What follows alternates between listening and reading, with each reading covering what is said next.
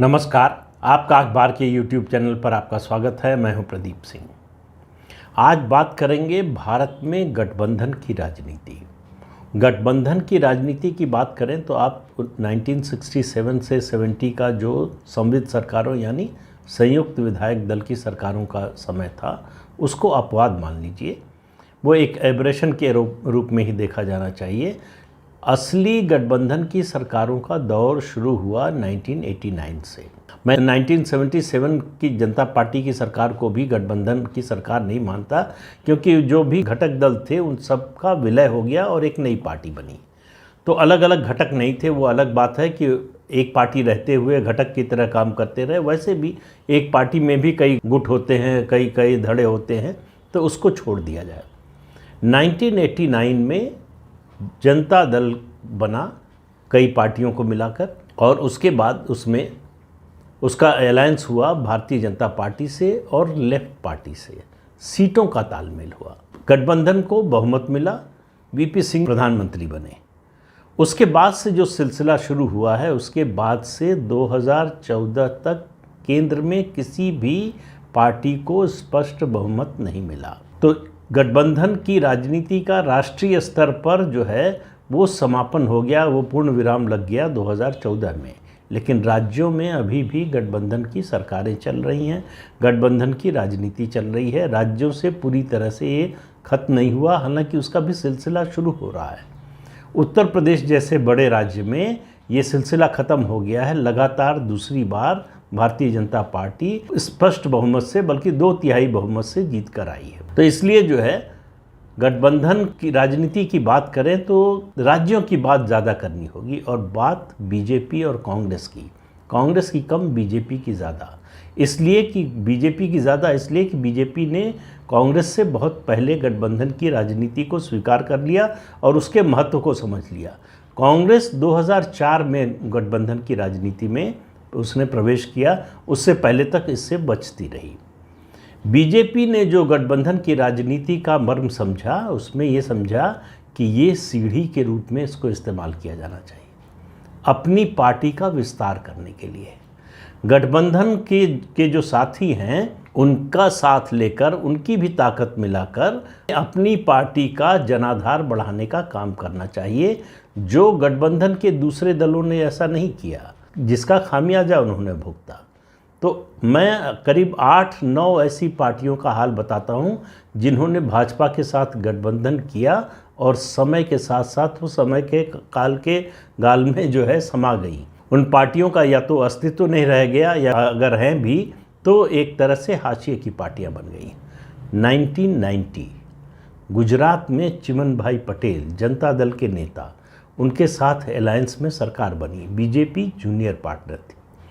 सिर्फ 5 साल, 1995 आते आते जनता दल का ज़्यादातर हिस्सा भाजपा में समाहित हो गया। भारतीय जनता पार्टी को स्पष्ट बहुमत मिला गुजरात में पहली बार। वो दिन और आज का दिन भाजपा ने पीछे मुड़कर देखा नहीं, लगातार सत्ता में है।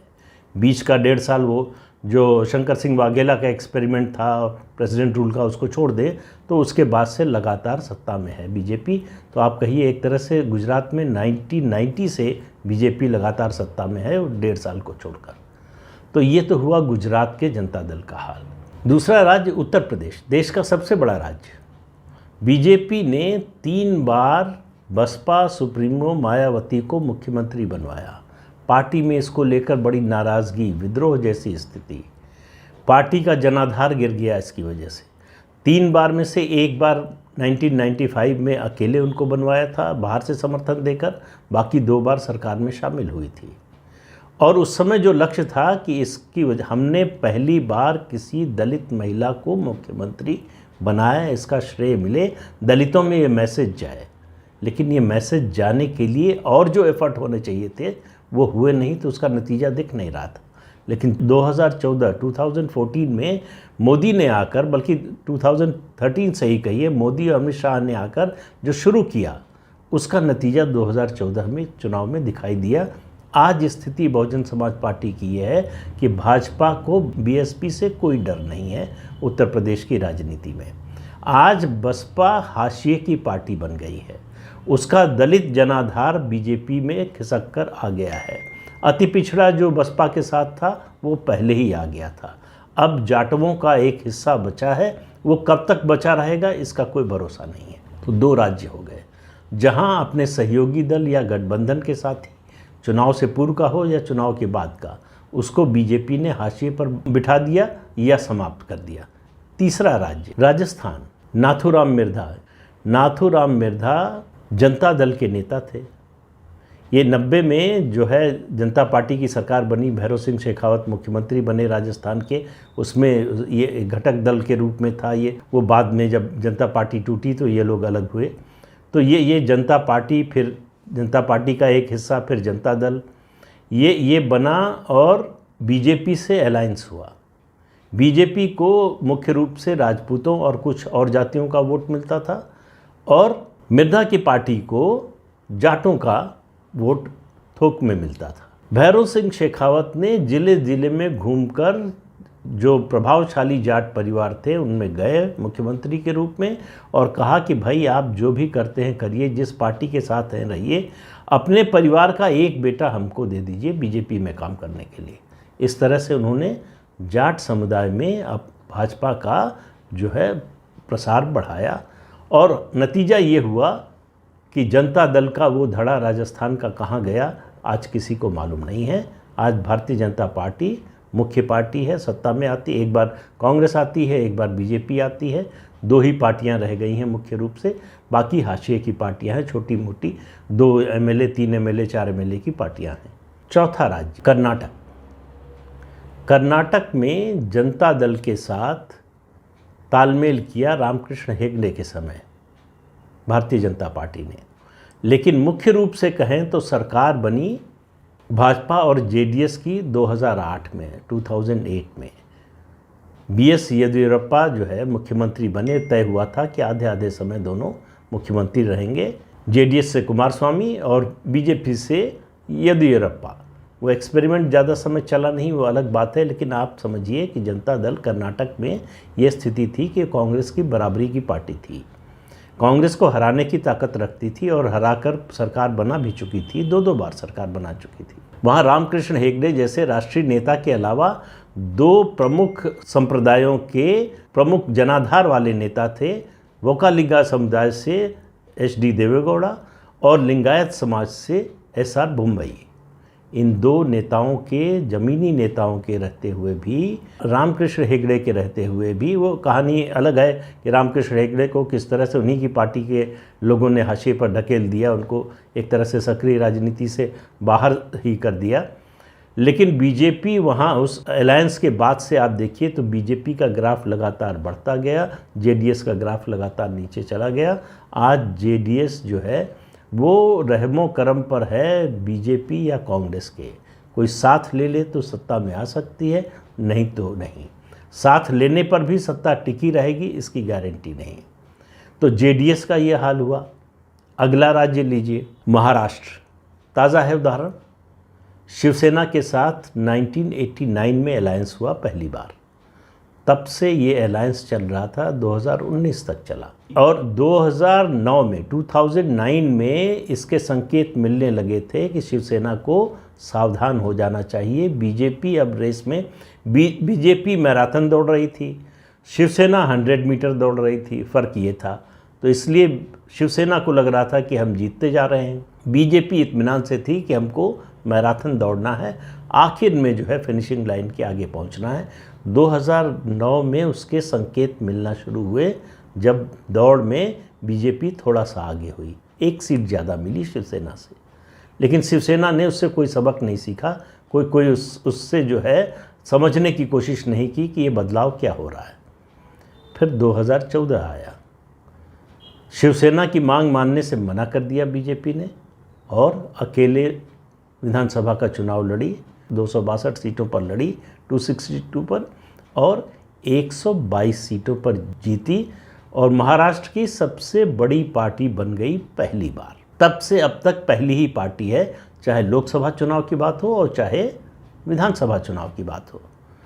शिवसेना को ये मंजूर नहीं हुआ कि नंबर 1 से नंबर 2 हो जाए। फिर उन्होंने वास्तविकता को स्वीकार करने से मना कर दिया। नतीजा ये हुआ कि आज ठाकरे परिवार की शिवसेना अपने अस्तित्व की लड़ाई लड़ रही है। कितने दिन लड़ पाएंगे और कितने दिन बच पाएंगे कहना मुश्किल है। तो एक बड़ी पार्टी को, शिवसेना बाल ठाकरे के परिवार की पार्टी को बीजेपी निगल गई और उसने डकार भी नहीं ली। अभी जो सरकार बनी है एकनाथ शिंदे और बीजेपी की, आप समझ लीजिए कि वो बाल ठाकरे की शिवसेना या ठाकरे परिवार की शिवसेना की समाप्ति की घोषणा है। इस बीच में 3 राज्यों की बात और 3 नेताओं की, 3 पार्टियों की बात करूंगा और एक सवाल आपसे पूछता हूं। इसका जवाब मैं आखिर में दूंगा। आप भी तब तक सोचिए इस कार्यक्रम के दौरान कि आपका जवाब क्या होगा। देखें हमारा आपका जवाब मेल खाता है कि नहीं, ये आप टेस्ट कीजिएगा। 3 राज्य, 3 पार्टियां, 3 नेता जहां बीजेपी का ये दांव नहीं चला। उड़ीसा में नवीन पटनायक के साथ अलायंस में सरकार, पहले नवीन पटनायक को जो है एनडीए में शामिल कराया, केंद्र में मंत्री बनाया, फिर राज्य में जो है अलायंस में चुनाव लड़े और लेकिन नवीन पटनायक ने बीजेपी को आगे बढ़ने नहीं दिया। नतीजा उल्टा हुआ, बीजेपी नीचे गई और बीजेडी ऊपर गई।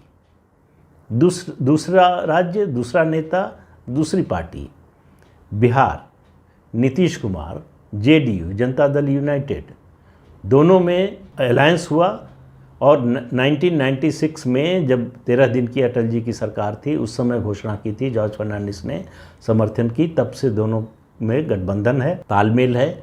यहाँ शिवसेना का जो हाल हुआ था 2009 में, जो संकेत मिला था, वो संकेत 2020 में नीतीश कुमार को मिल गया है।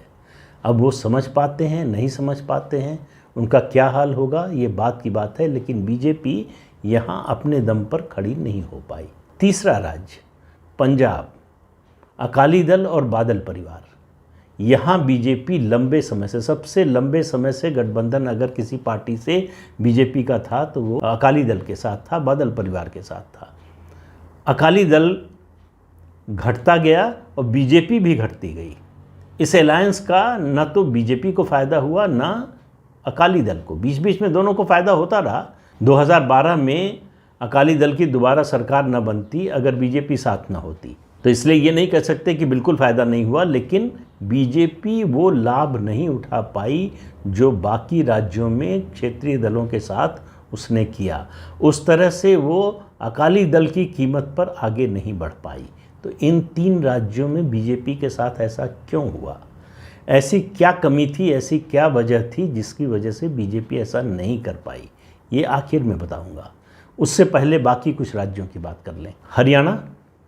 हरियाणा में भारतीय जनता पार्टी तीसरे नंबर की पार्टी थी। एक तरह से चौधरी देवीलाल और लोकदल, फिर जनता दल से होते हुए जो है इनेलो, इंडियन नेशनल लोकदल, इन सब से होते हुए अलायंस बराबर बीजेपी का, इस पार्टी का, इस परिवार से बना रहा।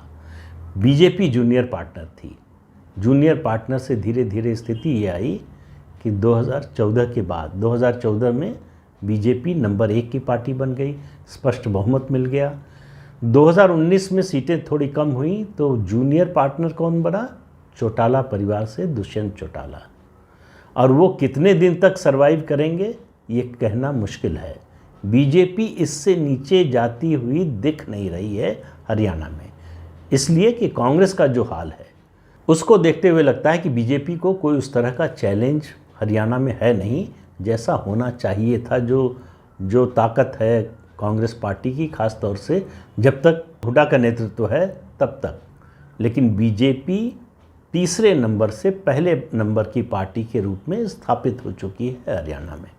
अपने अलायंस पार्टनर को उसने एक तरह से हाशिए पर ढकेल दिया है, जिसका सर्वाइवल कब तक होगा कहना मुश्किल है। अगला राज्य है असम। असम में भी यही हुआ। बीजेपी जो है एजीपी, असम गण परिषद, आंदोलन से निकली हुई पार्टी। ऐसा समय था कि ये आंदोलनकारी, जब ये सरकार बनी इनकी पहली बार, तो आधे से ज़्यादा कैबिनेट के सदस्य और मुख्यमंत्री विश्वविद्यालय के हॉस्टल से निकलकर शपथ लेने के लिए गए। इससे आप अंदाज़ा लगा सकते हैं। आंदोलन का जो है वो घुसपैठियों के खिलाफ जो आंदोलन था उसका नेतृत्व किया एजीपी ने। आज एजीपी भारतीय जनता पार्टी के रहमो करम पर निर्भर है, जूनियर से भी जूनियर पार्टनर हो गई है। और बीजेपी लगातार 2 बार स्पष्ट बहुमत की सरकार बना चुकी है असम में। यहाँ भी उसका जो सहयोगी दल था उसकी कीमत पर बीजेपी बढ़ी और सहयोगी दल का अब अता पता नहीं। अगला राज्य जम्मू कश्मीर। जब पीडीपी के साथ सरकार बनाई बीजेपी ने तो बड़ी आलोचना हुई। बेमेल गठबंधन, बीजेपी ने अपने सिद्धांतों से समझौता कर लिया, कॉम्प्रोमाइज़ किया, सत्ता की भूखी, सत्ता के लिए समझौता किया। लेकिन बीजेपी एक प्लान के तहत चल रही थी। बाकी पार्टियां जो गठबंधन करती हैं उनके सामने फौरी जो है लक्ष्य होता है कि गठबंधन बनेगा, सरकार बनेगी कि नहीं बनेगी, तो गठबंधन होगा, हमको क्या मिलेगा इस पर तय होगा कि गठबंधन कितने समय चलेगा। बीजेपी इसमें जूनियर पार्टनर थी। 25 सीटें बीजेपी के पास थी, 28 पीडीपी के पास। कुछ और एक दो छोटी पार्टियों का समर्थन मिला और सरकार बनी। सरकार में ये दिखाई दे रहा था कि महबूबा मुफ्ती, वैसे भी जम्मू कश्मीर में सब लोग जानते हैं कि महबूबा मुफ्ती का मतलब है जो अलगाववादी हैं, जो पाकिस्तान समर्थक तत्व हैं, जो आतंकवादी हैं, उनकी समर्थक। सवाल ये हुआ कि उनके साथ बीजेपी ने कैसे सरकार बना ली, जो राष्ट्रवाद की बात करती है, जो इन तत्वों के खिलाफ खड़े होने की बात करती है। बीजेपी ने अपना जनाधार बढ़ाने के लिए ये गठबंधन किया और उसमें वो सफल होती हुई नज़र आ रही है। जम्मू में उसने अपने को नंबर 1 की पार्टी के रूप में स्थापित कर लिया, कांग्रेस को हटा दिया। वहाँ से पीडीपी और नेशनल कॉन्फ्रेंस का प्रभाव लगभग ख़त्म कर दिया है, सीमित कर दिया है। जीतने की स्थिति में सीट दोनों पार्टियां नहीं हैं। अगर घाटी में भी अब जो डिलिमिटेशन हो रहा है उसके बाद जिस तरह से विधानसभा क्षेत्रों का गठन हो रहा है, उसमें घाटी से भी बीजेपी को 2, 3, 4 सीटें मिल जाएं तो कोई आश्चर्य नहीं होगा। पीडीपी कहाँ है?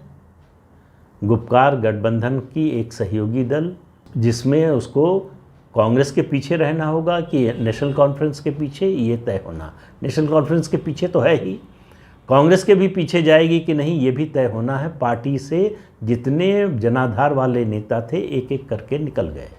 कुछ लोग बीजेपी से गठबंधन के नाम पर निकल गए, कुछ लोग जो है उसके बाद जिस तरह से पार्टी चलाई महबूबा मुफ्ती ने उसकी वजह से निकल गए। 2015 में यह गठबंधन बना था और आज जो पीडीपी की हालत है वहाँ से आज की तुलना करें तो पीडीपी 30-40% भी नहीं बची है उसकी ताकत जो 2015 में थी।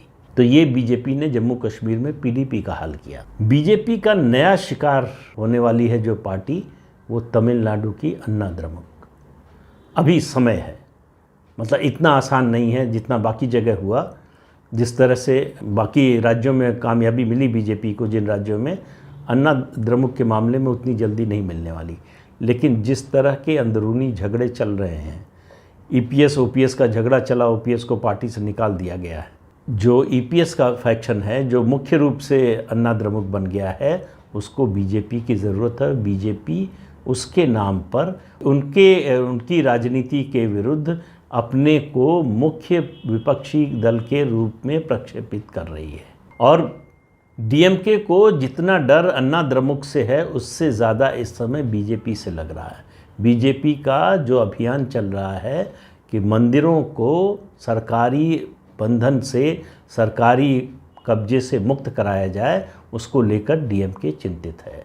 आप देखिए कि रिएक्शन देखिए मुख्यमंत्री एमके स्टालिन का। एआईडीएमके के नेताओं के बयानों पर उनकी प्रतिक्रिया कम आती है या नहीं आती है। बीजेपी के जो प्रदेश अध्यक्ष हैं के अन्नामलाई, उनके हर बयान पर मुख्यमंत्री या उनका कोई करीबी मंत्री जो है वो रिएक्ट करता है। बीजेपी तेज़ी से अपना पैर पसार रही है। उसके अलावा ईपीएस को, अपनी पार्टी को, अपने फैक्शन को पूरी तरह से स्थापित करने के लिए, ताकत बढ़ाने के लिए केंद्र की सरकार की या केंद्र में जो बड़ी पार्टी है उसकी ज़रूरत पड़ेगी। तो वो निर्भर हैं, न चाहते हुए भी बीजेपी के साथ रहना पड़ेगा।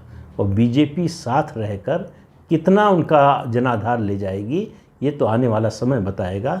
लेकिन आप मान कर चलिए कि बीजेपी अगले 5-7 सालों में तमिलनाडु की राजनीति में मुख्य भूमिका में होगी। मुख्य भूमिका का मतलब ये नहीं है कि सरकार बनने जा रही, लेकिन वो बड़ी प्लेयर होगी तमिलनाडु की राजनीति में।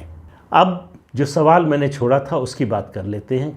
क्यों इन 3 राज्यों में बीजेपी सफल क्यों नहीं हो पाई?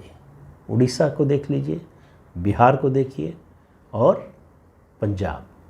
तीनों राज्यों में एक बात आपको कॉमन मिलेगी, जो जिन राज्यों में बीजेपी सफल हुई वहाँ नहीं मिलेगी। वो है राज्य के नेतृत्व, यानी लोकल लीडरशिप, स्थानीय नेतृत्व, उसकी कमी। उड़ीसा में बढ़ती हुई बीजेपी नीचे चली गई। क्यों? क्योंकि राज्य में कोई ऐसा नेता नहीं है जो नवीन पटनायक के सामने खड़ा हो सके, जो नवीन पटनायक का मुकाबला कर सके।